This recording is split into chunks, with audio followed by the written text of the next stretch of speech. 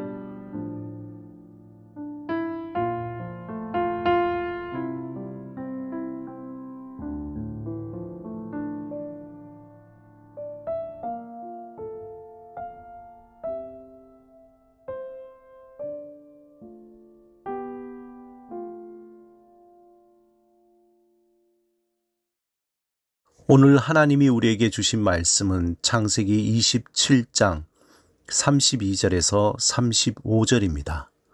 함께 말씀을 읽고 우리에게 들려주시는 하나님의 음성을 듣겠습니다. 그의 아버지 이삭이 그에게 이르되 너는 누구냐? 그가 대답하되 나는 아버지의 아들 곧 아버지의 맏아들 에서로소이다. 이삭이 심히 크게 떨며 이르되 그러면 사냥한 고기를 내게 가져온 자가 누구냐? 내가 오기 전에 내가 다 먹고 그를 위하여 축복하였은즉 그가 반드시 복을 받을 것이니라. 에서가 그의 아버지의 말을 듣고 소리질러 슬피 울며 아버지에게 이르되 내 아버지여 내게 축복하소서. 내게도 그리하소서. 이삭이 이르되 내 아우가 와서 속여 내 복을 빼앗았도다. 성경에서 복과 관련된 여러 가지 그림 중에 지오아치노 아세르토의 야곱을 축복하는 이삭이라는 작품이 있습니다. 성경에서 야곱을 축복하는 이삭에 대해 그린 화가들은 많이 있습니다. 그런데 이 작품은 매우 독특한 의미를 담고 있습니다. 화가 지오아치노 아세르토는 당시 유명한 화가 카라바조의 영향을 받았습니다. 그래서인지 강렬한 명암의 대비와 드라마틱한 주제가 그의 그림에 잘 나타납니다. 먼저 이 작품을 보고 있으면 몇 가지 질문이 떠오릅니다. 첫 번째, 이 그림이 성경 본문과 좀 다른 것이 있다면 무엇일까? 둘째, 이삭의 모습을 보면서 어떤 것을 느끼고 있는가? 세 번째, 리브가의 모습에서 어떤 점을 발견할 수 있을까? 그리고 마지막 네 번째, 야곱의 모습에서 느낄 수 있는 감정은 무엇인가? 이 작품에서 각자의 상황에 따라 다양한 감정선이 얽혀 있는 것을 느낄 수 있습니다. 마치 중요한 순간을 찍은 스냅 사진처럼 작가는 서로 간에 오고 가는 매우 묘한 감정을 작품에 넣었습니다. 오늘 본문의 장면은 세상을 향한 타오르는 야곱의 야망과 그의 어머니 리브가의 속임수로 앞으로 전개될 역동적인 이야기의 문이 열리기 직전입니다.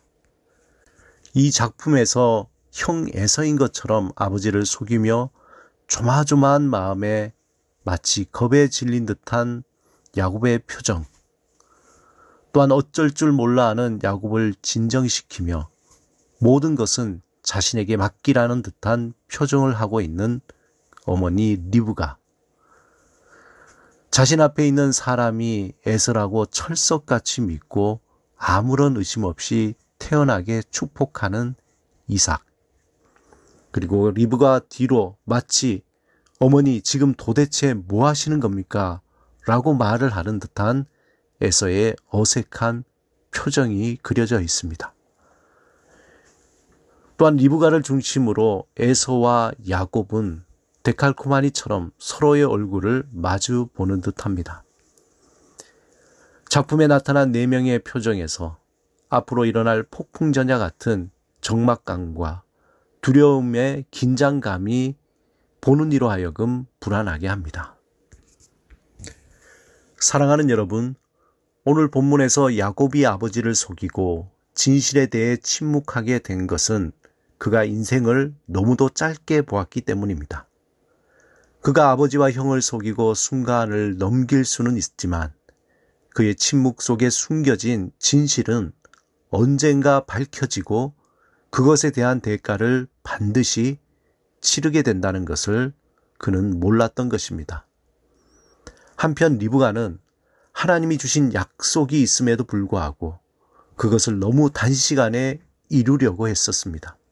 그것도 하나님의 시간이 아닌 자신의 의지대로 억지로 이루려고 했습니다. 에서도 마찬가지입니다. 그에게 주어진 장자의 명분이 얼마나 중요한 것인가를 긴 인생 속에서 보지 못하고 순간의 배고픔에 잊어버린 것입니다. 아버지 이삭도 자신이 사랑하는 에서만 축복하겠다는 생각과 편애가 가져올 어려움을 보지 못했던 것입니다. 지금까지 살아온 길을 돌아보면 우리의 삶을 길게 보지 못해서 실수하고 넘어지고 잘못된 선택을 했던 일들이 얼마나 많습니까?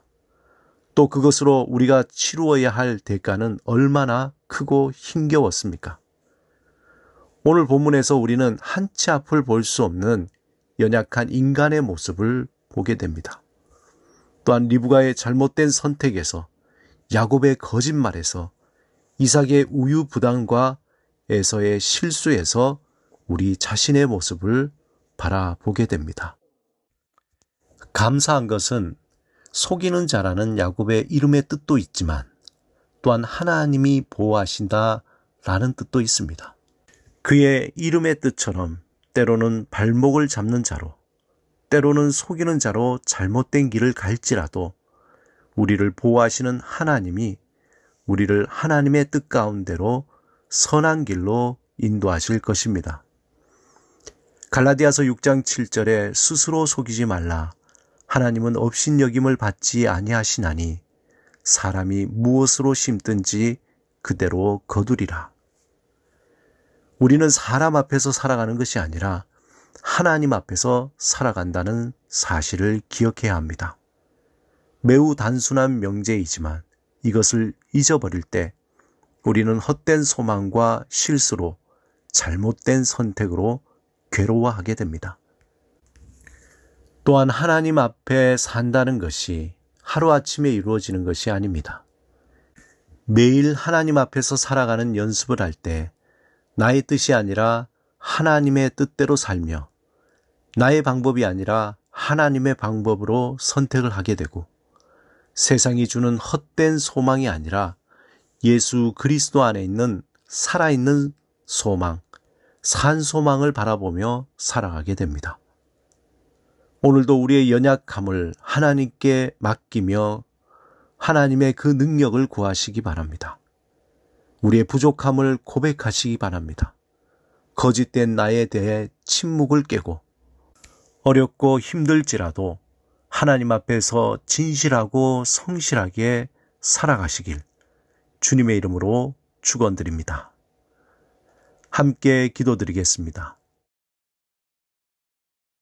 주님, 우리 안에 교만과 거짓을 버리고 주 앞에서 겸손과 성실함으로 오늘을 살아가게 하소서. 오직 주의 복음을 따라 주의 뜻을 행하며 살기를 간절히 소망합니다. 예수 그리스도 이름으로 기도드립니다. 아멘.